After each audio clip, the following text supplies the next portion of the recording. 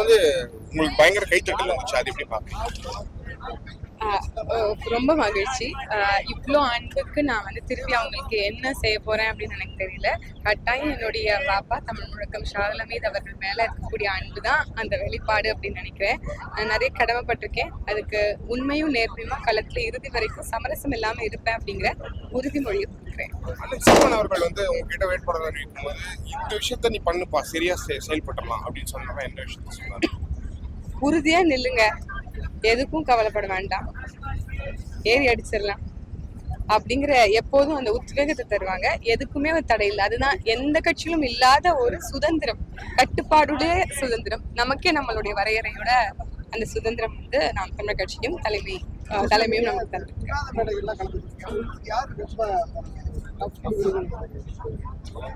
எங்களுக்கு டஃப் கொடுக்குற அளவுக்கு இந்த கடல்லே ஆள் இல்ல. இல்ல, இது தனி நபரா எடுத்து பார்க்க கூடாது. நாம் தமிழர் கட்சியினுடைய கருத்தையெல்லாம் நீங்க எடுத்து பார்க்கணும். ஒவ்வொரு விவாத நிகழ்ச்சிகள்லையும் எங்களால பேச முடியும். இதுவே திமுகவாலையோ அதிமுகவாலையோ இல்ல புதுசா வந்திருக்க தவிகவாலையோ பேச முடியாது.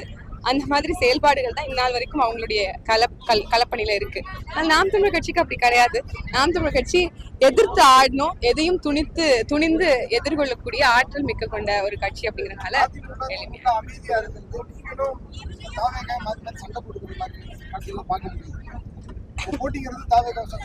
ஆமா, சண்டனா விவாத நிகழ்ச்சிகள்ல தாவேகா தான் நடந்துகிட்டே இருக்கு. அது எப்படி பாக்குறீங்க? அது வந்து திட்டமிட்டு கட்டமைக்கப்படுறதுதான். சில இடங்கள்ல திமுகவுக்கு வந்து அவங்க கன்வீனியன்டான ஒரு சேஃப் பிளேஸ்ல இருக்கணும் அப்படின்னா ஆட்டத்தை எங்களுக்கும் தாவேக்காவுக்கும் தள்ளிட்டு அவங்க ரொம்ப சேஃப் கேம் பிளே பண்ணணும் அப்படின்னு அவங்களுடைய எண்ணம்.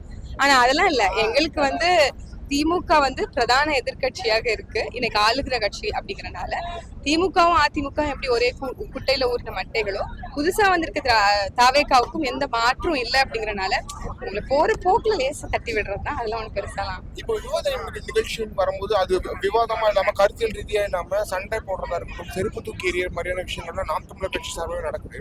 அது எப்படி பாக்குறீங்க? பிளஸ் ஒரு பயம் ஏற்படாது, அடுத்த வாட்டி நம்ம இதுக்கு போகும்போது நமக்கு இந்த மாதிரி நடந்துருமோன்ற பயம் ஏற்படாது? நாம் தமிழர் கட்சி சார்பில் நடக்கல. நாம் தமிழர் கட்சியை பார்த்து அச்சப்படக்கூடிய ஊடகத்தை எதிர்கொள்றதுக்கு துணிவற்ற கருத்தியல் ரீதியான தர்க்கங்களை எடுத்து வைக்க துணிவில்லாத மாற்று கட்சியை சார்ந்தவர்கள் அவங்களுடைய அந்த குவாலிட்டியை ரொம்ப ரொம்ப அவங்க தரம் தாழ்த்திக்கிறாங்க. இன்னைக்கு அரசியல் சூழல்ல ஒரு ஜெனரேஷன் உங்களை ஒத்து கவனிக்குது அப்படிங்கும் போது உங்களை இன்னும் எப்படி மெருகேற்றணும் தான் பார்க்கணும், தவிர்த்து உங்களை எப்படி டீட்டோரியேட் பண்ணிக்கணும்னு பார்க்க கூடாது.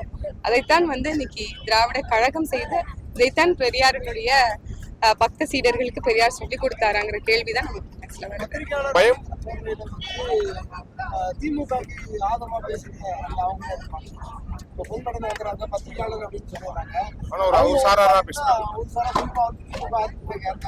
அதெல்லாமே ஒரு ஈஸியான ஒரு வழி. ஆளுகிற கட்சிக்கோ இல்ல எதிர்கட்சி வந்து அண்ணா திராவிட முன்னேற்ற கழக கட்சிக்கோ ஒரு சார்பு நிலை எடுக்கிறதுக்கு தன்னை ஒரு ஜேர்னலிஸ்டா காமிச்சுக்கிறாங்க. உண்மையாகவே நடுநிலைன்னு ஒண்ணு இல்லைனாலும் நியாயம்னு ஒண்ணு இருக்குல்ல, நீதினு ஒண்ணு இருக்குல்ல, வாய்மைன்னு ஒண்ணு இருக்குல்ல, அதற்கு அவங்க பாட்சியமா நடந்துக்கணும் அப்படிங்கிறது தான் நம்ம சொல்றது. ஆனா அப்படி யாரும் இப்ப நம்ம பார்க்க முடியறது இல்ல. நீங்க சொல்ற மாதிரி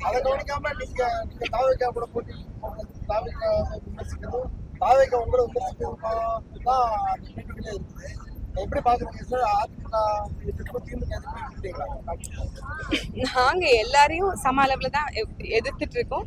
அவங்களோட கருத்தியல் ரீதியான கேள்விகளை கேட்டுட்டு இருக்கோம். தாவேக வாலண்டியரா எங்களுடைய வழியில வந்து விழுது. வேற வழியே இல்லாம நம்ம வந்து பால் கிக் அவுட் பண்ண வேண்டியது. அந்த பயம் உங்களுக்கு இருக்கு? இப்ப நெக்ஸ்ட் டைம் போகும்போது நமக்கு இந்த மாதிரி தாக்குதல் நடத்தணும்ன்ற பயம் ஏற்படும் நினைக்கிறேன். இந்த மாதிரி ஒரு அரசியல் அறமற்ற கூட்டத்துக்கிட்ட நம்ம அரசியல் பண்ணணும்னு எல்லாத்தையும் எதிர்நோக்கி கலக்க தயாரா இருக்கும். அடுத்தடி நிகழ்ச்சியில அவரே வந்தாரு, அந்த செருப்புத்துக்கு அடித்த நபரே வந்தாலும் தைரியமா போய் யார் எக்ஸ்போஸ் ஆன மக்களுக்கு தெரியுதுல்ல. இந்த மாதிரி ஆட்களை வளர விட மாட்டாங்க மக்கள் அப்படிங்கறது நம்பிக்கையா. வெற்றி பெறுவாங்க.